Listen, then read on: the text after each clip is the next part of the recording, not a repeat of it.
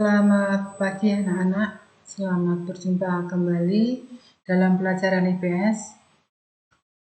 Sebelumnya kalian absen terlebih dahulu lewat grup WhatsApp yang telah kalian buat bersama.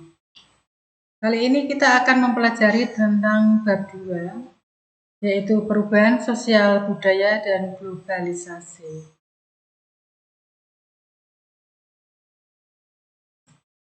Apa sih perubahan budaya itu? Sebelumnya tujuan dari pembelajaran kita adalah agar kalian bisa mengerti era globalisasi dalam sosial budaya dalam masyarakat. Setiap siswa dapat mengenal dan mengerti serta mempelajari era globalisasi yang terjadi. Selanjutnya, faktor apa sajakah yang menyebabkan terjadinya perubahan sosial budaya? Ada dua faktor, yaitu faktor internal dan faktor eksternal. Faktor internal terdiri dari penemuan baru atau lebih dikenal dengan nama inovasi. Yang kedua yaitu bertambahnya dan berkurangnya jumlah penduduk. Yang ketiga yaitu pemberontakan atau revolusi dan terjadinya konflik. Itulah faktor internal. Sedangkan faktor eksternal adalah faktor yang mempengaruhi kebudayaan masyarakat lain. Yang kedua yaitu bencana alam dan peperangan. Selanjutnya, setelah adanya faktor penyebab, tentu saja ada faktor pendorong dan juga ada faktor penghambat. Faktor pendorong dari terjadinya perubahan sosial budaya ada 8 sistem yang ada, antara lain yaitu kontak dengan budaya lain, terus adanya toleransi terhadap yang ketiga atau toleransi terhadap inovasi atau penemuan baru. Yang selanjutnya yaitu sistem dari sosial budaya itu orientasi pada masa. Terus selanjutnya yaitu adanya ketidakpuasan masyarakat terhadap bidang lain dan penduduk yang heterogen. Artinya penduduk heterogen itu penduduk yang bermacam-macam jenisnya dalam bentuk perlakuan dan sifatnya. Ya.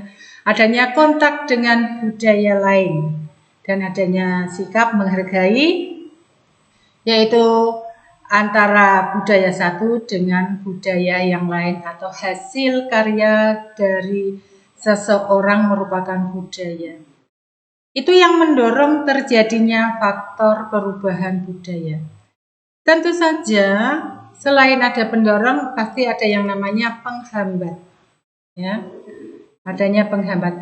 Apa sajakah penghambat dari faktor sosial budaya itu? Kita lihat di sini, antara lain yaitu adanya kurangnya komunikasi dengan masyarakat lain. Tertutupnya masyarakat suatu daerah atau suatu tempat. Tertutup bagi orang lain sehingga komunikasi dengan orang lain itu sangat tidak lancar, sehingga selalu curiga dan curiga kepada orang lain. Yang selanjutnya, yang kedua itu berkembangnya ilmu pengetahuan yang terlambat, karena setiap masuk orang selalu curiga. Terus sikap yang namanya tradisional masyarakat. Sikap tradisional masyarakat ini bisa terjadi karena masyarakat belum terbuka dengan masyarakat yang lainnya. Adanya kepentingan yang tertanam, yaitu kepentingan individu, rasa takut tertutup dengan kegayuhan atau pada integrasi dengan lain. Jadi contohnya misalkan ada orang lain yang mau masuk ke daerah tersebut, orang sudah mulai curiga. Ada apakah? Apa gege wong iku mau ngapusi atau gege orang itu mau mempengaruhi kita? Begitu, selalu curiga dan curiga. terus prasangka terhadap hal yang baru, dikasih komunikasi, belum mengenal yang namanya elektrik, misalnya belum mengenal HP, orang sana masuk, ini loh HP, nah gitu. Sering saya kemukakan atau saya jelaskan, misalkan ada yang namanya belum ada telepon di suatu daerah. Nah, kalau belum ada telepon di daerah, kecamatan berputar-putar memberikan kepada masyarakat dengan cara pakai mic, halo, halo. Nah, itu ada pentil kecokot, contohnya itu apa pentil kecokot? Adalah penerangan telepon kecamatan kota. Tapi orang desa, ayo berbondong-bondong seperti itu. Itu adalah hal yang orang belum tahu karena minimnya komunikasi dengan orang lain dan adanya komunikasi yang semakin modern.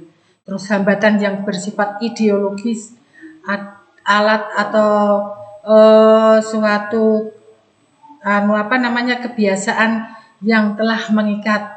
Contohnya lagi, ojo lunga adoh, ape lunga adoh engko kondo mbah dukun sik, kondo wit ning wit budi ya, seperti itu, pohon seperti itu. Itu adalah pendapat yang sangat kuno. Makanya kebudayaan budaya artinya adalah kita bisa membudayakan hal yang lain, adanya perubahan. Begitu dari saya. Jadi untuk lebih jelasnya, kalian bisa memberikan pertanyaan dan lain sebagainya, pertanyaan atau kurang jelasnya lewat WA grup atau WhatsApp grup IPS kelas 9. Begitu dari saya. Terima kasih. Sekali lagi jangan lupa absen. Terima kasih.